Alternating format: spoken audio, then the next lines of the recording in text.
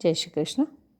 अब तक हमने ये देखा है कि द्वारिकाधीश बनने के बाद, सोने की द्वारिका बसाने के बाद बलराम ने रेवती से विवाह किया है और श्री कृष्ण ने विदर्भ नरेश महाराज भीष्मक की पुत्री रुक्मिणी के साथ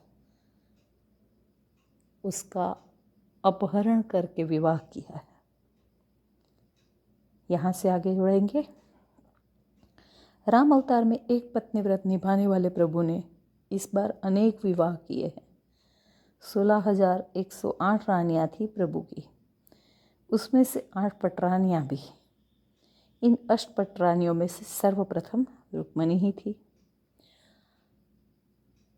सूर्य उपासक सत्राजित को उसकी तपस्या से प्रसन्न होकर भगवान सूर्य ने शांतक मणि दी, जो प्रतिदिन 8 ग्राम सोना देती थी और उसकी चमक पहनने वाले को सच में सूर्य जैसा तेजस्वी बनाती थी।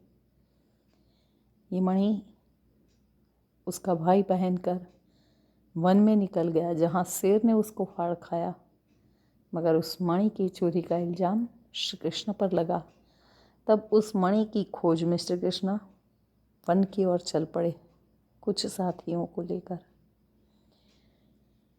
शेर के पंजों के निशान और घसीटने का निशान, भाई की मृत्यु के कारण तो समझ में आ गया, मगर वहाँ शेर के साथ एक रीछ के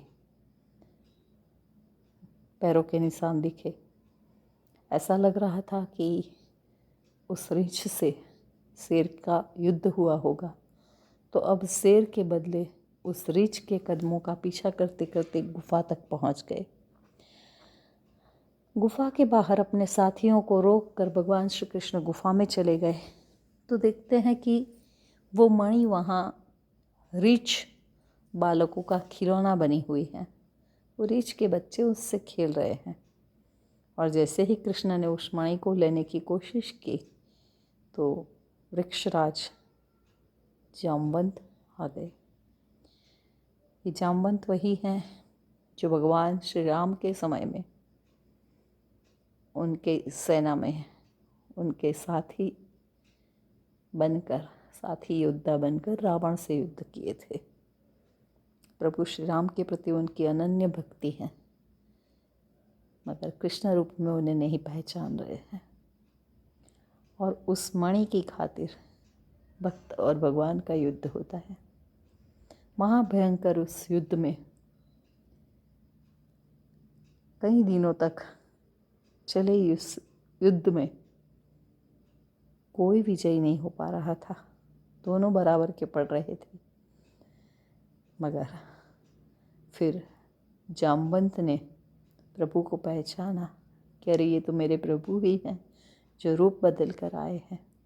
तो परमात्मा को नहीं पहचान पाने की, प्रभु श्री राम को नहीं पहचान पाने की अपनी त्रुटि के लिए क्षमा याचना करते हुए अपनी पुत्री जामवंती के साथ उनका विवाह करवाया। मणि भी साथ में दी। मणि लेकर जब भगवान द्वारिका आए और मणि सत्राजित को वापस लौट आई, तो कृष्ण पर झूठा इल्ज़ाम लगाने की, झूठा आरोप लगाने की अपनी सोच की वजह से उसे शर्मिंदगी महसूस हुई और उसी शर्मिंदगी की वजह से सत्राजित ने अपनी बहन सत्यभामा का विवाह श्री कृष्ण के साथ किया और साथ में मणि भी दे दी। कृष्ण भगवान ने सत्यभामा को तो रख लिया, मगर मणि वापस कर दी। इस तरीके से जामवंती दूसरी और सत्यभामा तीसरी पत्नी बनी।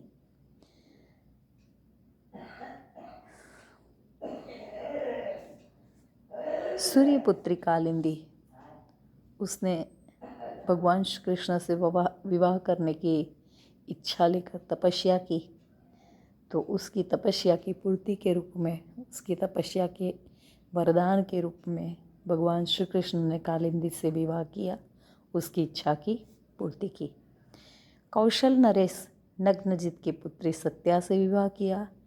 मित्रवृंदा और लक्ष्मणा का स्वयंवर से अपहरण कर उनसे विवाह किया और अपनी बुआ श्रुतकीर्ति की कन्या भद्रा, ये उनकी 8वीं पटरानी बनी। इस तरीके से भगवान ने 8 पटरानियाँ बनाई। भौमासुर नामक असुर के द्वारा बंदी बना के रखी गई 16,100 राजकुमारियाँ। भौमासुर का वध करके श्री कृष्ण ने इन सारी राजकुमारियों को छुड़ाया। सोचा था कि अपने अपने घर जाएगी, सब सुखपूर्वक रहेगी, मगर सारी की सारी आत्महत्या करने चली। वजह, एक असुर की कैद में इतने दिनों से रहे हैं, सभ्य समाज उनको अपनाएगा नहीं और उनका परिवार उन्हें नहीं अपनाएगा। इस डर से जब वो सारी आत्महत्या करने चल पड़ी तो श्री कृष्ण ने उन सारी की सारी 16,100 कन्याओं के साथ एक साथ विवाह किया और इस तरह श्री कृष्ण की 16,108 रानियाँ हुई, जिसमें 8 पटरानियाँ, है ना। श्री राम से एकदम भिन्न चरित्र, यही तो अवतार की लीला है।